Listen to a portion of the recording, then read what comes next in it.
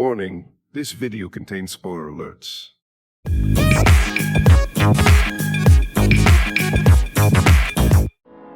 In this series, we'll be looking at every movie in the Godzilla franchise, from 1954 to 2024, and learn about the many monsters who were introduced. The Godzilla franchise comprises of 33 official Japanese movies, 5 official US adaptations, and 5 other movies for Rotten and Mothra. For those not familiar with the events and characters in the franchise, this series will help you get familiar with them. Now for the first movie of the franchise, Godzilla, 1954.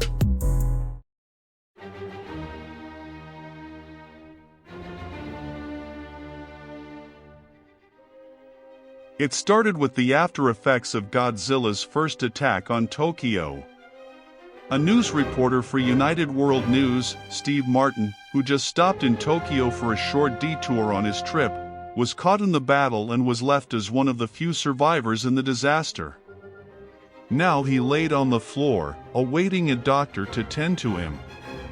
A few days before the attack, Steve was on a plane heading to an assignment abroad and wanted to make a quick stop in Japan to visit a friend from college. The night before, an incident at sea took place where we saw the first victims of Godzilla, but not Godzilla himself. When Steve arrived at the airport, a security guard brought him into an office for questioning regarding his flight. They were not sure if they should report the incident of the missing ship, but were left confused from the reports saying that they saw a blinding light. At first, Steve thought that it could be a mine or collision, but then the ship would have reported that instead of saying they saw a blinding light and that the sea burst into flames.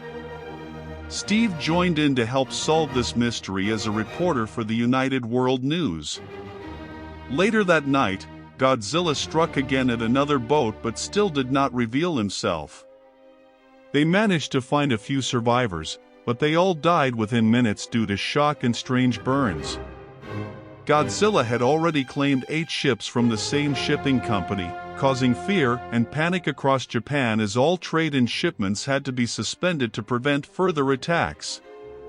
Due to the panic, the government held a meeting to discuss the matter with both military personnel and the country's best scientists. They then went to Odo Island to visit the natives who witnessed the attacks, saved a survivor, and got a glimpse of Godzilla. From the locals, they learned of Godzilla's name and that he was responsible for the attacks on the ships. But they were still skeptical of what the natives were saying. But then the island was struck by a storm and houses were destroyed. The natives were fearful because they knew Godzilla caused that storm. After the natives made an official report in Tokyo, a research group went to investigate Odo Island and Steve went along with them. They traveled down the same path as all the other lost boats and were left nervous about whether to carry on with this mission or not. They made landfall on Odo Island and began their research, starting on the recently ruined village. They found traces of radioactivity in the water and in the ground where a giant footprint was imprinted. Then an alarm bell was rung and Godzilla revealed himself on the island in the direction everyone was running towards. Everyone hid and waited for the panic to stop. But Godzilla had already disappeared into the ocean. Scientists called Godzilla a creature of prehistoric times that was a cross between the then creatures of the land and the sea. They said that Godzilla was revived due to the buildup of radioactivity from repeated experiments with the H-bomb or hydrogen bomb. After that, a fleet of ships were sent to find Godzilla using depth charges. But a few thought that Godzilla should be studied, not destroyed. People thought that the depth charges would be the end of Godzilla, but it was not. A boat set sail to celebrate the supposed end of Godzilla, but the depth charges made him angry and he surfaced near the boat, causing a panic among the passengers. Everyone was then made aware that Godzilla was inside Tokyo Harbor. The military was sent to take care of him with every asset they had. Godzilla then stepped onto land and began destroying part of the docks, including some of the train line. He then left and disappeared into Tokyo Bay.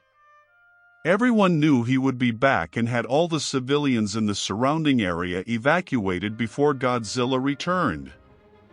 A short wait after the evacuation, Godzilla returned and broke through the defenses. The ammunition had no effect on him, and neither did all the live electrical towers surrounding Tokyo.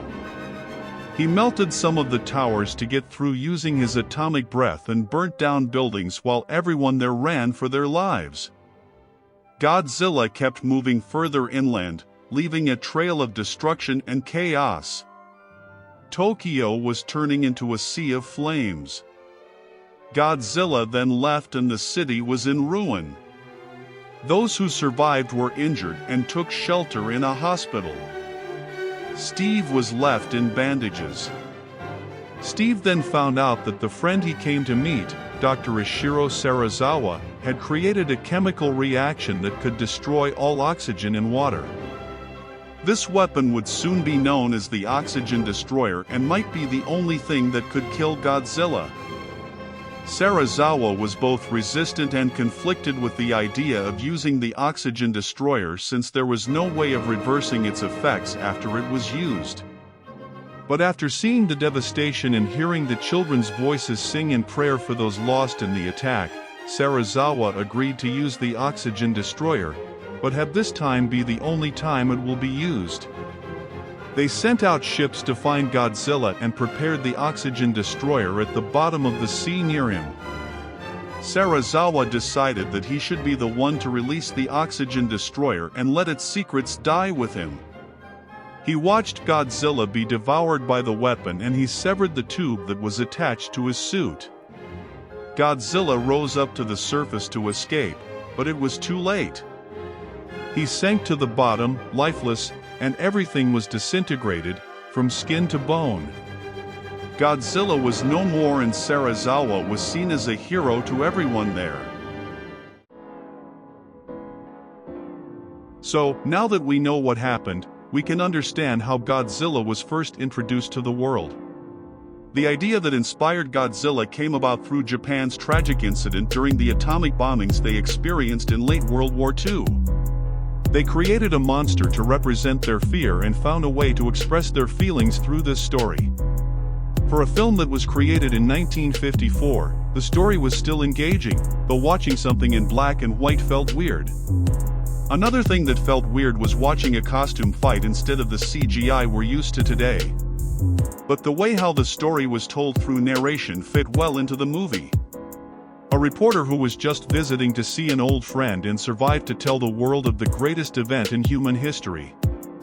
It was great for a horror movie back then, but the whole concept of narration in black and white horror movies faded away in the 1960s. Rotten, 1956, was the first colored movie for the franchise, with King Kong vs. Godzilla, 1962, being the first official Godzilla movie to be in color. This aspect of the story introduced us to Godzilla, Odo Island, and Dr. Ishiro Serizawa and the Oxygen Destroyer. In the next movie, we'll be introduced to Anguirus, the second official kaiju in the Godzilla franchise. Be sure to like and subscribe for more. Until next time.